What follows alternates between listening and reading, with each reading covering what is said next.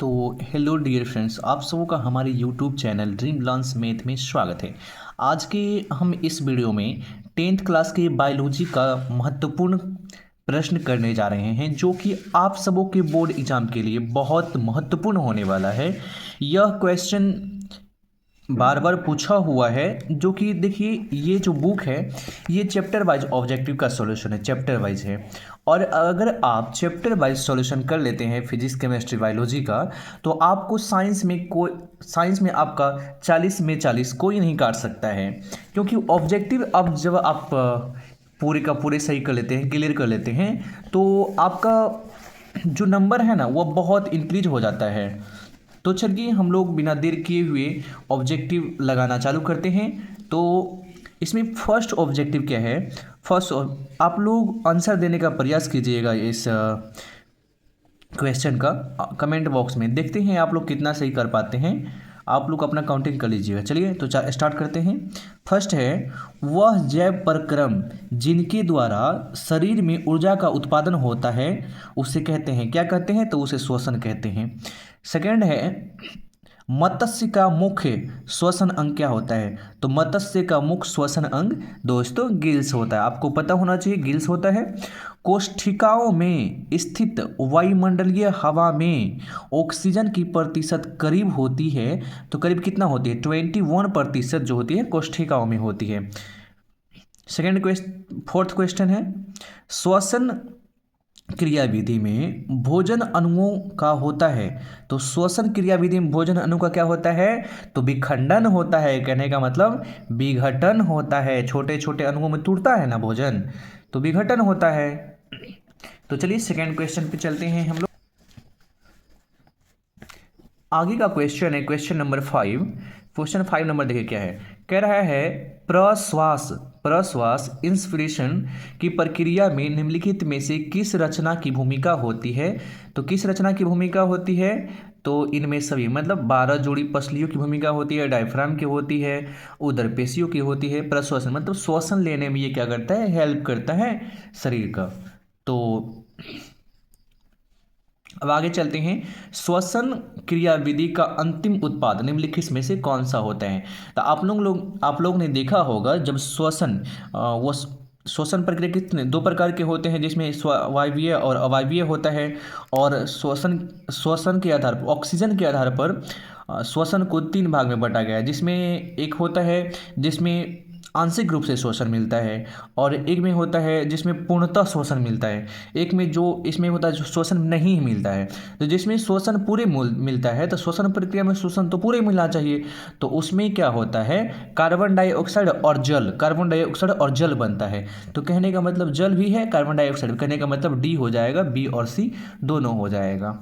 अब है 7वां, आणविक ऑक्सीजन के उपलब्ध नहीं होने पर पाइरूवेट का परिवर्तन जंतुओं में किस किस यौगिक में होता है।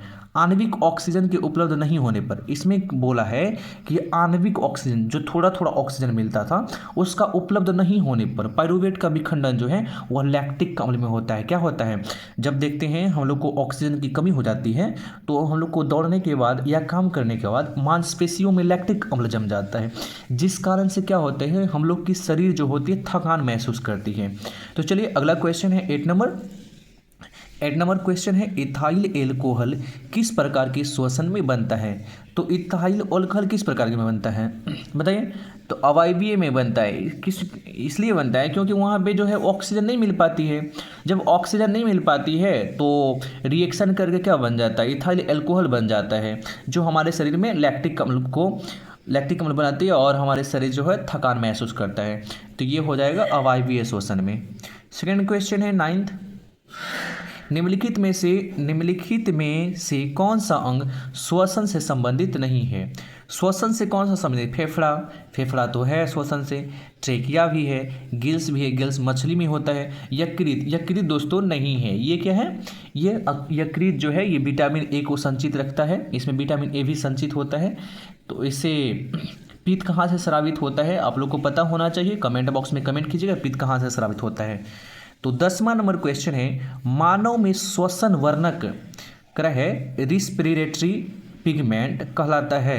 श्वसन वर्णक क्या होगा, तो श्वसन वर्णक आप लोग को पता होना चाहिए कि हीमोग्लोबिन होता है। ये हीमोग्लोबिन इसलिए होता है क्योंकि हीमोग्लोबिन ब्लड में जो ब्लड को जो होता है वह एक तो लाल करने में मदद करता है, दूसरा होता है ब्लड के प्रवाह को ब्लड के प्रवाह को जारी रखता है। अगला क्वेश्चन है 11 नंबर क्वेश्चन, श्वसन वर्णक पाई जाती है। श्वसन वर्णक पाई जाती है, तो श्वसन वर्णक कहाँ पे पाई जाती है? तो इसका आंसर क्या होगा? लाल रक्त कणिकाओं में। कहने का मतलब आरबीसी में श्वसन वर्णक क्या होता है? तो श्वसन वर्णक हीमोग्लोबिन होता है। क्या होता है? हीमोग्लोबिन श्वसन वर्णक होता है, जो कि आरबीसी में यानी लाल रक्त कणिकाओं में पाया जाता है। 12वां नंबर क्वेश्चन है, ईस्ट द्वारा ऑक्सीजन की अनुपस्थिति में, मतलब ऑक्सीजन नहीं रहेगा, पाइरूवेट का इथेनॉल एवं कार्बन डाइऑक्साइड में परिवर्तन की क्रिया कहलाती है। तो क्या कहलाएगी? किण्वन कहलाएगी। जब भी इथेनॉल टाइप्स का कोई यौगिक बनता है या कंपोनेंट बनता है तो वह किण्वन ही कहलाता है। तो चलिए 13वां नंबर क्वेश्चन है, वह प्रक्रम है जिसके द्वारा शरीर में ऊर्जा का उत्पादन होता है और कहलाता है। तो किस में ऊर्जा का उत्पादन होता है? श्वसन में ना ऊर्जा का उत्पादन होता है। तो 14 नंबर क्वेश्चन है, प्रश्वास के दौरान डायफ्राम में क्या होता है? प्रश्वास के दौरान डायफ्राम में क्या होता है? तो संकोचन होता है।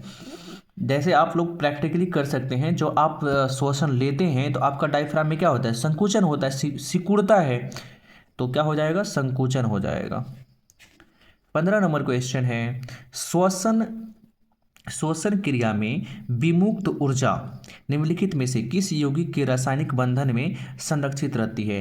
तो आप लोग को पता होगा कि ये एटीपी में रहती है। एटीपी की 20 कितना होता है? 38 अनु, हाँ यही होता है शायद, आप लोग कमेंट में बताइएगा।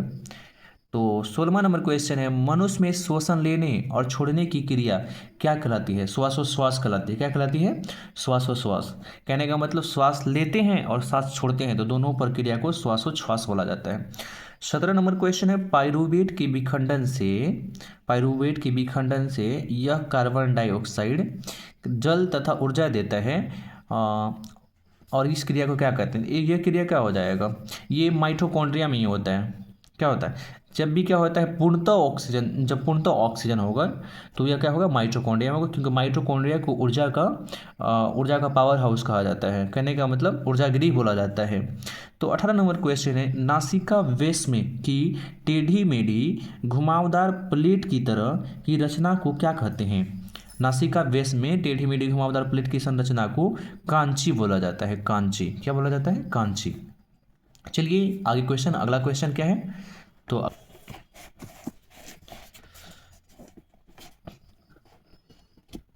अगला क्वेश्चन हो जाएगा 19 नंबर,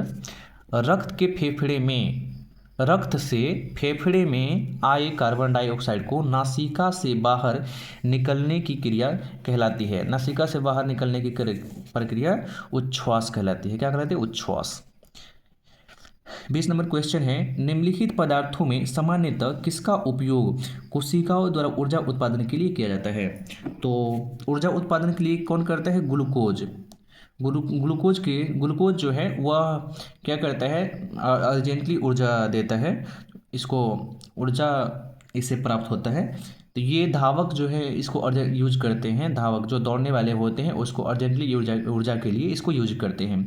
चलिए सेकेंड नंबर क्वेश्चन है 21, वक्ष गुहा को उदर गुहा से अलग करने वाली गुंबद के आकार की रचना कहलाती है। वक्ष गुहा को उदर गुहा से कौन करता है? तो डायफ्राम करता है। 22 नंबर क्वेश्चन है, कोशिका झिल्ली किस प्रकार की झिल्ली है? तो ये तो पता होगा बच्चे को, अर्धपारगम में झिल्ली होगा भाई। तो अगला क्वेश्चन है 23 नंबर, निश्वास द्वारा निकली वायु में रहती है। निश्वास द्वारा निकली वायु में कार्बन डाइऑक्साइड होती है। निश्वास कहने का मतलब छोड़े हुए सांस में क्या होता है? तो कार्बन डाइऑक्साइड होता है। 24 नंबर क्वेश्चन है, निम्नलिखित में किसे कोशिकीय ईंधन कहा जाता है? तो कोशिकीय ईंधन कहा जाता है किसको? जो ऊर्जा देगा उसी को ना, तो ग्लूकोज हो जाएगा जो फास्टली में ऊर्जा देता है। अब आगे चले हम लोग, तो आगे होगा, कौन सी क्रिया सभी जीवों के लिए अनिवार्य है? तो श्वसन जो है वह सभी जीवों के लिए अनिवार्य है। यदि शोषण नहीं करेगा सब तो मर जाएगा।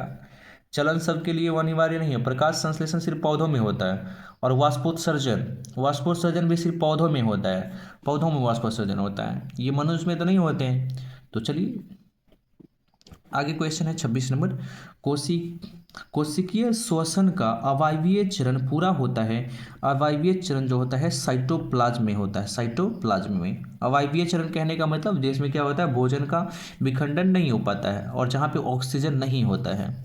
27 नंबर क्वेश्चन है, निम्नलिखित में कौन एक ऊर्जादायी प्रक्रिया है। ऊर्जादायी प्रक्रिया है तो श्वसन एक ऊर्जादायी प्रक्रिया है जो ऊर्जा देता है। 28 नंबर क्वेश्चन है, पौधों में श्वसन क्रिया के अंतर्गत एटीपी के टूटने से कितनी ऊर्जा मुक्त होती है। तो एटीपी के टूटने से, इनमें नहीं है दोस्तों, तो इसमें नहीं है, तो इनमें नहीं हो जाएगा, इनमें से कोई नहीं होगा। 29 नंबर क्वेश्चन है, झींगा एवं सीप जैसे जलीय जंतु में श्वसन क्रिया किसके द्वारा होता है। तो गिल्स के द्वारा होता है। झींगा जितने भी मछलियां होती है लगभग उनमें क्या होते हैं, गिल्स के द्वारा होते हैं, गिल्स के द्वारा होते हैं। जो पानी में रहते हैं उनमें गिल्स द्वारा ही होता है। तो 30 नंबर क्वेश्चन है, कोशिकीय श्वसन का वायवीय श्वसन अवस्था पूरा होता है। कोशिकीय श्वसन का वायवीय श्वसन अवस्था पूरा होता है, ये माइटोकॉन्ड्रियम होता है। जितने कोशिका में श्वसन कहाँ पे होगा, माइटोकॉन्ड्रियम ही होगा ना, तो इसीलिए ना इसको ऊर्जागिरी बोला जाता है। अब अगला है 31 नंबर क्वेश्चन, श्वसन क्रिया के दौरान कितनी प्रतिशत ऊर्जा ताप के रूप में निष्कासित होती है। ताप के रूप में, तो श्वसन क्रिया के दौरान 20% ऊर्जा जो होती है वह ताप के रूप में निष्कासित होती है। दही के जमने में निम्नलिखित में से कौन सी क्रिया होती है। तो कौन सा होता है, किण्वन होता है। क्या होता है, किण्वन प्रक्रिया होता है दही के जमने में। तो हेलो डियर्स, आगे के क्वेश्चन अगले क्लास में करवाए जाएंगे। अब क्लास को स्टॉप यहीं पे किया जाता है क्योंकि हमारी नई चैनल है और इस पर हम लोग लॉन्ग वीडियो इसलिए नहीं चलाते हैं क्योंकि सब्सक्राइबर नहीं आते हैं। आप लोग हमें सपोर्ट नहीं करते हैं, आप लोग सपोर्ट कीजिएगा तो हम क्वेश्चन वाइज, जो चैप्टर वाइज क्वेश्चन है सारे के सारे चैप्टर वाइज करवा देंगे। मैथ के भी करवा देंगे, ज्योग्राफी भी करवा देंगे। और दोस्तों इसी बुक से मैंने भी पढ़कर अपना टोटल का टोटल ऑब्जेक्टिव क्लियर किया था। ये देख लीजिए बुक, ये चैप्टर वाइज बुक है और इसमें चैप्टर वाइज सारे के सारे सॉल्यूशन हैं। इसमें मैथ के भी मेरे पास हैं, ज्योग्राफी के भी पास हैं। तो आप लोग बताइए, आप लोग को चाहिए, आप लोग कमेंट में कमेंट कीजिए और सब्सक्राइब कीजिए हमारे चैनल को। आप लोग को हम सारे के सारे क्वेश्चन के सॉल्यूशन करवाएंगे, तो सपोर्ट कीजिए भाई हमें। चलिए मिलते हैं अगले वीडियो में, अगले पार्ट में। इसका अभी पार्ट बाकी है, इसमें बहुत सारा क्वेश्चन है इस चैप्टर में। ये चिप इतना लगा लीजिए, इतना क्वेश्चन बना लेते हैं आप लोग को तो एक भी क्वेश्चन नहीं छूटेंगे साइंस के। मैं डेफिनेटली आपसे वादा करता हूँ एक भी क्वेश्चन नहीं छूटेंगे। तो चलिए भाई हमें भी सपोर्ट कीजिए, बड़ी यूट्यूबर है हम तो नहीं नहीं जो डिजिटल बोर्ड पे पढ़ाएंगे आप लोग को। आप लोग सपोर्ट कीजिएगा, एक न एक दिन हम भी डिजिटल बोर्ड ज़रूर लेंगे। तो आप लोग सपोर्ट कीजिए हमें, अपने भाई को। चलिए मिलते हैं।